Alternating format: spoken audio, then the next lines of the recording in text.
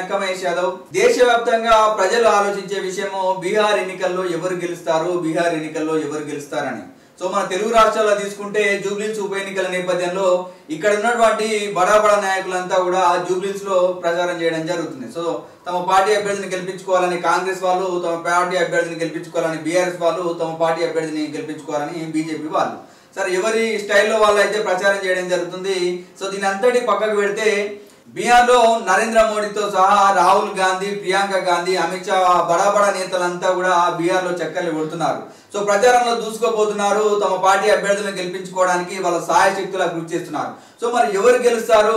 నిజంగానే మరి Congress party Rahul Gandhi charisma పనిచేస్తుందా, లేకపోతే నరేంద్ర మోడీ చరిష్మా పనిచేస్తుందా అంటే కొద్ది తక్కువనే అని చెప్పాలి. ఎందుకంటే గత ఎన్నికలంగా తీసుకుంటే 2015లో 80 సీట్లతో అత్యధిక సీట్లు సంపాదించిన పార్టీగా ఆర్జేడీ అవతరించింది. అదేవిధంగా 2020లో కూడా 75 సీట్లతో ఆర్జేడీ పార్టీ అత్యధిక సీట్లు గెలిచిన పార్టీగా అవతరించింది. సో మనకు ఒక సామెత ఉంది, ఆలు ఉన్నన్ని రోజులు లాలు ఉంటాడు అన్నట్టుగా ఇవాళ లాలూ ప్రసాద్ యాదవ్ అస్తిత్వం అయితే ఇప్పటికీ కాపాడుకునే ఉండడం జరుగుతుంది ఆర్జేడీ పార్టీ. మరి తేజస్వి యాదవ్ విషయానికి వస్తే తేజస్వి యాదవ్ కి రోజు రోజుకి ప్రజాదరణ పెరుగుతుందని చెప్పాలి. ఎందుకంటే యువతకు ఉద్యోగాలు కావాలని చెప్పేసి, లేకపోతే ప్రజల సమస్యల మీద, కార్మిక సమస్యల మీద ఆయన నిరంతరం పోరాటం జరుగుతుంది. ప్రతిపక్ష నేతగా, ఉప ముఖ్యమంత్రిగా ఉండి కూడా ఇవాళ ప్రభుత్వం పైన ఫైట్ చేయడం జరిగింది. సో ఇవన్నీ కూడా నిజంగానే మరి ఈసారి ఆర్జేడీ పార్టీని తేజస్వి యాదవ్ని సీఎం చేస్తాయా, మరి ఏం జరుగుతుంది బీహార్ లో అనేది ఒకసారి విశ్లేషించే ప్రయత్నం చేద్దాం. 2 విడతలలో ఎన్నికలు ఉన్నాయి. ఒకటి నవంబర్ 6, రెండోది నవంబర్ 11. సో మనకు రిజల్ట్స్ వచ్చేసి నవంబర్ 14 మనకు ఈ ఎన్నికల యొక్క రిజల్ట్ అయితే రాబోతుంది. ఈ వార్త కనుక తీసుకుంటే రేపు తేజస్వికి పరీక్ష. బరిలో విపక్ష సీఎం క్యాండిడేట్ సహా 1114 మంది అభ్యర్థులు. తలపడనున్న ఇండియా కూటమి తొలిసారి అభ్యర్థుల ఫోటోలున్న బ్యాలెట్ల వినియోగం. అంటే అభ్యర్థులు కూడా బ్యాలెట్ లో కనిపిస్తారంట ఈసారి. గత ఎన్నికల్లో ఎవరికైనా సీట్లు ఓటు శాతం ఎంత అనేది ఇక్కడ క్లియర్ గా అయితే రాయడం జరిగింది. సో బీహార్ బిగ్ ఫైట్ కీలక దశకు చేరుకుంది. రేపు ఫస్ట్ ఫేజ్ పోలింగ్ రేపు జరగనుంది. 18 జిల్లాల్లో విస్తరించిన 121 అసెంబ్లీ నియోజకవర్గాల్లో ప్రజలు ఓటేయనున్నారు. తొలి విడతలోనే ఇండియా కూటమి సీఎం అభ్యర్థి తేజస్వి యాదవ్ పోటీ చేస్తున్న రాఘోపూర్ నియోజకవర్గం కూడా ఉన్నది. సో ఏదైతే మహాగఠబంధన్ నుంచి సీఎం అభ్యర్థిగా వాళ్ళు ప్రకటించారో ఎవరు, కాంగ్రెస్ పార్టీ, వామపక్షాలు, ఆర్జేడీ పార్టీ, ఈ 3 కలిసి మహాగఠబంధన్ ఏర్పడి తమ సీఎం అభ్యర్థిగా తేజస్వి యాదవ్ అయితే ప్రకటించడం జరిగింది. ఆ తర్వాత deputy CM Samrat Choudhary, folk singer, young candidate Maithili Thakur కూడా తొలి దశలోనే బరిలో ఉన్నారు. ఈ విడతలో మొత్తం 1114 మంది అభ్యర్థులు పోటీ పడుతున్నారు. 243 అసెంబ్లీ స్థానాలున్న బీహార్ అసెంబ్లీ ఎన్నికలు 2వ విడత ఈ నెల 6, 11వ తేదీల్లో జరుగుతున్నాయి. 14న ఈసీ ఫలితాలు వెలువరించనుంది. కాగా ఎన్నికల సంఘం కొత్తగా ప్రవేశపెడుతున్న మార్పులు ఈ విడత నుంచి అమల్లోకి రానున్నాయి. బ్యాలెట్ పై పెరిగిన ఫాంట్ సైజులో అక్షరాలు అభ్యర్థి ఫోటోలు దర్శనం ఇవ్వనున్నాయి. సరే ఈసారి అయితే అదే ఇందాక చర్చించినట్లే మనకు బ్యాలెట్ మీద అయితే ఫోటో అయితే అభ్యర్థి ఎవరైతే పోటీ చేస్తున్నారో వాళ్ళ ఫోటో అయితే క్లియర్ గా కనిపిస్తుందంట. సో అదేవిధంగా జనసురాజ్ పార్టీ ఎఫెక్ట్. సో ఎవరైతే పొలిటికల్ స్ట్రాటజిస్ట్ ఉన్నాడో ప్రశాంత్ కిషోర్ ఆధ్వర్యంలో ఈ జనసురాజ్ పార్టీ అయితే పనిచేయడం జరుగుతుంది. సో వాళ్ళు కూడా దాదాపు 5 నుంచి 7 సీట్ల వరకు ప్రభావం చూపే అవకాశం ఉంది. బీహార్ లో అధికార ఎన్డీఏ, ప్రతిపక్ష ఇండియా కూటమి మధ్య భీకర పోటీ ఉన్నది. గెలుపోవడంలో స్వల్ప ఓటు శాతం తేడాతోనే నిర్ణయం అయ్యే అవకాశం ఉంది.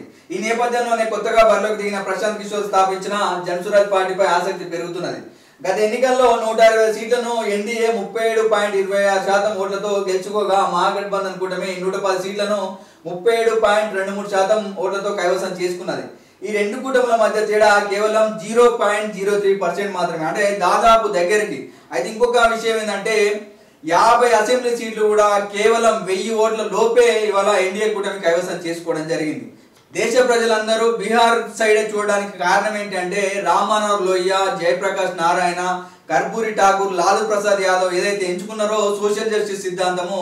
సో ఈ సోషలిస్టుల అస్తిత్వం అయితే ఇప్పటికి కూడా బీహార్ ప్రజలు కాపాడుకుంటూనే వస్తారని చెప్పవచ్చు. ఎందుకంటే వారి యొక్క అస్తిత్వాన్ని పోగొట్టుకోవట్లేదు. ఆ పార్టీ ప్రజలు ఆ ప్రాంతీయ పార్టీలు అయినటువంటి ఆర్జేడీ పార్టీ కావచ్చు, జనతాదళ్ పార్టీ కావచ్చు ఎక్కువ సంఖ్యలో ఎమ్మెల్యే టికెట్లను అయితే ఇవ్వడం జరుగుతుంది. అయితే ఈసారి మాత్రం ఈ జనసురాజ్ పార్టీ ఎన్డీఏ మహాగఠబంధన్ 2 కూటములను ప్రభావితం చేయడం ఖాయంగా కనిపిస్తున్న ప్రభుత్వ వ్యతిరేక ఓట్లు చీలి ఎక్కువగా ప్రతిపక్ష కూటమికే దెబ్బ వేసే ఛాన్స్ ఉన్నట్లు అంచనా. నితీష్ కుమార్ విషయానికి వస్తే ఏ పార్టీ అధికారంలో ఉంటే ఆ పార్టీకి వెళ్తాడు నితీష్ కుమార్ అని చెప్పేసి అక్కడ ఉన్నటువంటి ప్రజల్లో కొంత వ్యతిరేకత ఉందనే చెప్పాలి.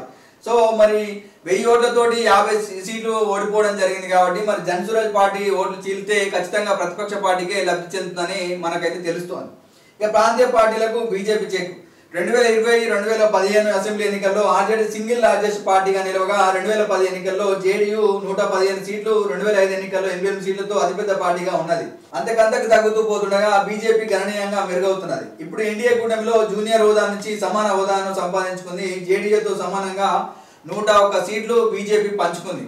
సో 101 సీట్లలో బీజేపీ అయితే పోటీ చేయడం జరుగుతుంది. సో దాదాపు 60 నుంచి 70 సీట్లు గెలవాలని చెప్పేసి స్వయంగా ప్రధాని నరేంద్ర మోడీ, అమిత్ షా కూడా ప్రచారం చేయడం జరుగుతుంది. సో ఖచ్చితంగా బీజేపీ మా యొక్క అభ్యర్థిని సీఎం గా ప్రకటించాలని చెప్పేసి వాళ్ళు సర్వశక్తుల పోరాడడం జరుగుతుంది. కానీ ఈ ప్రజలను తీసుకుంటే ఖచ్చితంగా ఇవాళ తేజస్వి యాదవ్ అయితే ఇవాళ మొగ్గు చూపుతున్నట్లు తెలుస్తుంది. ఎందుకంటే అతను పెట్టినటువంటి భారీ బహిరంగ సభలకు విశేష ఆదరణ లభిస్తుంది. ప్రజల నుంచి, యువత నుంచి పెద్ద ఎత్తున అతనికైతే మద్దతు లభిస్తుందని చెప్పాలి. సో ఇక్కడ ఆర్జేడీ 2 సార్లు ఆర్జేడీకి అత్యధిక సీట్లు తీసుకుంటే 2020 అసెంబ్లీ ఎన్నికల్లోనూ ఎన్డీఏ మహాగఠబంధన్ పోటీ పడ్డాయి. సరే, ఇందాక మాట్లాడుకున్నట్టుగానే 2020లో 75 ఎమ్మెల్యే సీట్లు వచ్చాయి. తర్వాత 2015లో 80 సీట్లు వచ్చాయి ఆర్జేడీ పార్టీకి. సో మరి చూద్దాం ఈసారి ఎవరిని గెలుపు వరిస్తుందో, మరి ఎవరు ముఖ్యమంత్రి అవుతారో. సో తేజస్వి యాదవ్ కూడా ఇవాళ మంచి ఆదరణ లభిస్తుంది. అతనికి కూడా మహాగఠబంధన్ కు సంబంధించి 120 నుంచి 130 సీట్లు వచ్చే అవకాశం ఉందని సర్వేలు అయితే చెప్తా ఉన్నాయి. రాజకీయ విశ్లేషకులు అభిప్రాయపడడం జరుగుతుంది. కాబట్టి చూద్దాం, మరి తేజస్వి యాదవ్ కూడా గెలవాలని కోరుకుందాం. మరి ఏం జరుగుతుందో. కాబట్టి ఇలాంటి అప్డేట్స్ తో మేము ముందుకు వచ్చే ప్రయత్నం చేస్తాను. కాబట్టి చూస్తూనే ఉండండి యాదవ్ విజన్ ఛానల్. మా యొక్క ఛానల్ ని లైక్ చేయండి, షేర్ చేయండి, సబ్స్క్రైబ్ చేయండి.